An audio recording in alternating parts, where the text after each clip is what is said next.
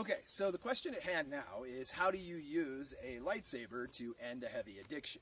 Okay, so the first thing is to realize that having the use of the personal computer as a cognitive model for the mind is just a total game changer for those people in recovery mode.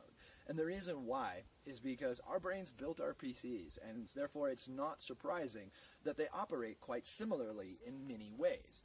And so if we're able to realize that they offer us an externalized reflection of our own intelligence, then we can gain all these really powerful insights that help us upgrade our thought processes. So, for an example, right now, hundreds of thousands of people all across America are addicted to something. Whether it be food, drugs, alcohol, TV, whatever, a lot of people have an addiction, and they don't know what to do about it. But it gets a lot easier to believe that you can overcome this addiction when you realize it's just a self-replicating virus program. Yeah, think about it. Let's take something as significant as a heroin craving. What's it made out of? Yeah, nothing. It's quite literally just a self-replicating thought form. And so you can easily banish this thought form by overriding it with a stronger thought form. And before we go any further, I know that right now some of you are going, really, dude? And here's what I want you to know. This isn't conjecture. This has been done repeatedly. I spent 2 years as the rec therapist at a dual diagnosis clinic for high-risk teens, and kids have used this successfully over and over and over again, as have adults. The younger the person is, if they've grown up immersed in a world of technology, the easier it is to assimilate this new information. However, if you can send an email, you probably already know everything that you need to know about using the personal computer as a reference point that helps you optimize the wiring of your mind. Okay, so having said that, now let's say someone has a heroin craving and they've recognized that it's not good for them and that they can ignore it safely because it doesn't actually provide them with anything good and it's actually bad. However, it is such a strong, overriding, driving urge to go score again. So what you can do is banish that thought form by sending a stronger thought form at it. Now the question becomes, how do we generate and create those stronger thought forms? That's where this guy comes in. So this looks a lot like a lightsaber. It's called a smart staff, and it is a really powerful teaching tool for people overcoming addictions. And the reason why is that on the first note, the second that you pick up a weapon, especially an honorable weapon, like something that looks like a lightsaber is, that immediately fires up all that noble warrior energy that's stored deep in your DNA. Yeah, we all have warriors in our past, and epigenetically some of that is transferred into you. And it can absolutely be brought online. Just holding the staff starts to bring that up, and you start to feel a little better about yourself. But now let's take it to the next level. So we can use the staff as a way to externalize the subconscious mind. For example, when I started learning this move in 2004, there wasn't anybody else in America doing it, so I had to teach myself. And I had all kinds of trouble because I kept doing this. Oh, it's supposed to do that, by the way. That's the full move. It goes down and around and up. It's called the Steve. And I spent several hours doing this and knocking my noggin, and I couldn't figure out why. And then I realized I'm blocking this. Yeah, I'm actually, like, my arm should be coming down out of the way because there's just no way the staff can keep going around if my arm is up here. And I was like, oh, achievement unlocked. I got it. And so then this happened. I kept doing it over and over and over again. And it was like, what the? I knew that my arm was supposed to be getting down out of the way, but it wasn't doing it.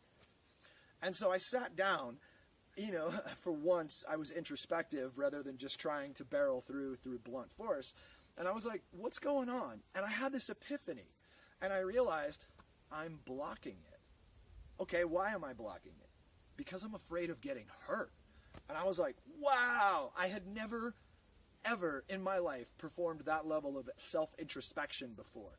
I was abused, neglected as a kid, and I shut myself down emotionally at age 7 and never turned it back on. I was a walking zombie. And so just this massive epiphany. So I was like, whoa, okay, I got it. And then this, what? I solved the level. I beat the boss. And it was like, what happened? And so I sat down again, and I realized I hadn't had an epiphany. I had only had an epiph, which is obviously half an epiphany. And so I realized that it wasn't the fear of getting hurt, because that actually hurts, obviously. When I got deeper and I started really probing the depths of my subconscious, what was actually at the core of it was that I realized subconsciously, if I could do this move, especially back in 2004, I would have to admit to myself that I was good at this and start performing for my friends. Which, if you have the kind of crippling self-worth issues I did back then, scariest thing ever. Yeah. And so it was like, wow, I'm actually afraid of success. And then all of these other things like, whoa, that explains why I turned down that offer to make one of my movie scripts. That explained why I didn't go out with the really beautiful girl in high school that actually liked me. And over again, I was like, wow, I've been self-sabotaging myself. Oh. So then this happened. And I was like, what do I have to do? And then the part of me that's stubborn kicked on. And I was like, okay, I know what needs to happen here. And I literally had to pull my arm down out of the way to complete the move, because my subconscious mind and my muscle memory was so intent on keeping me small.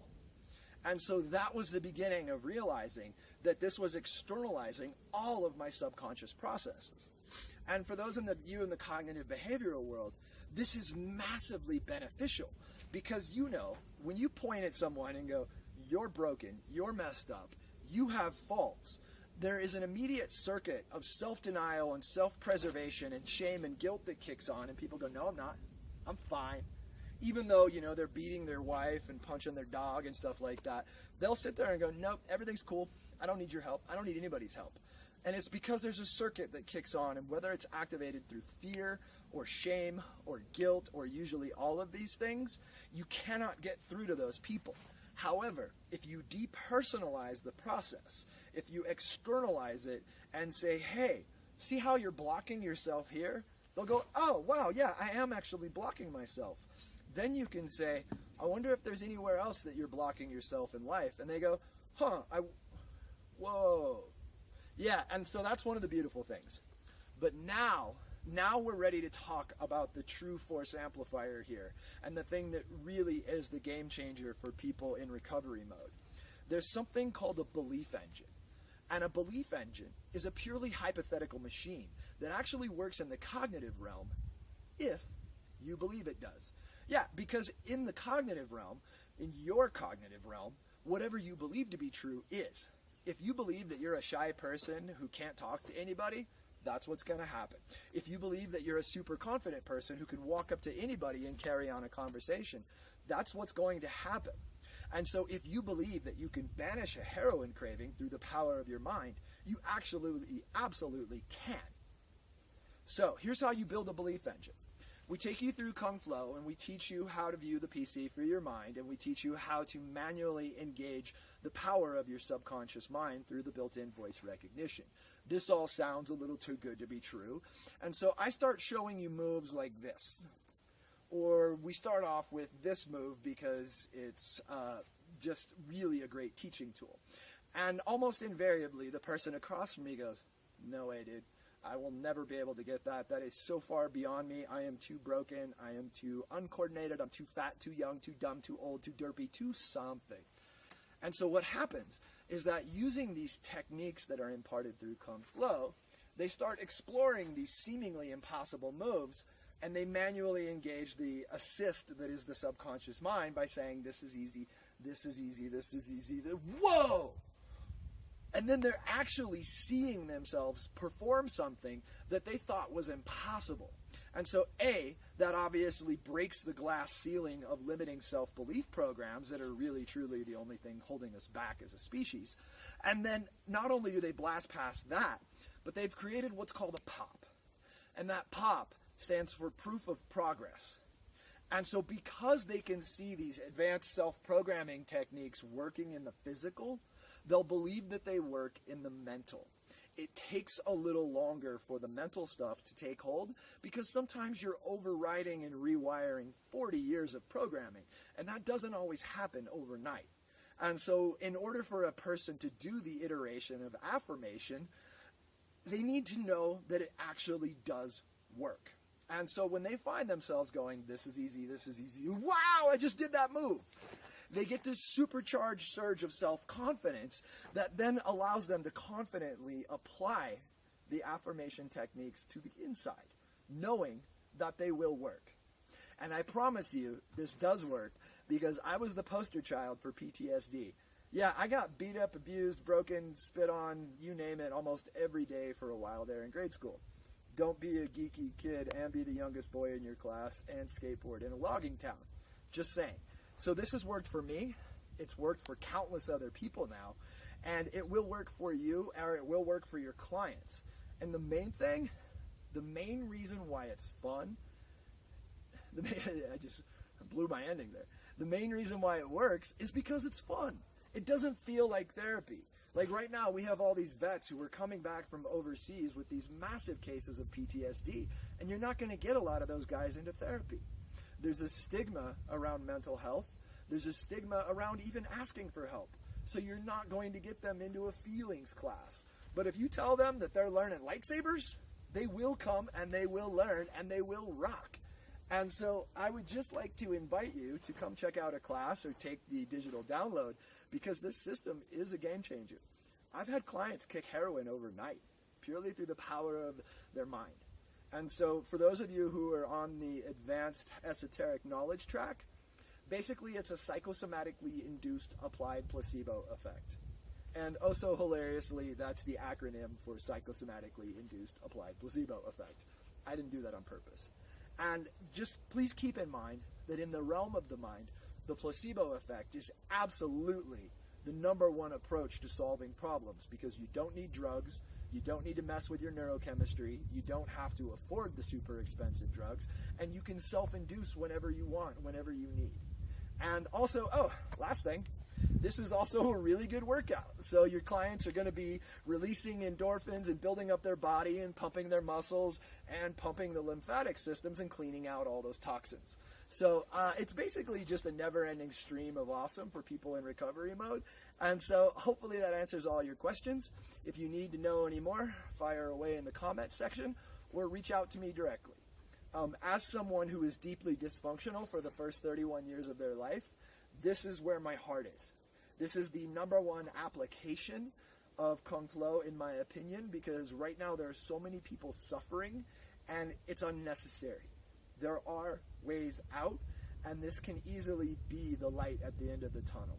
Thanks so much for your time. I really appreciate it.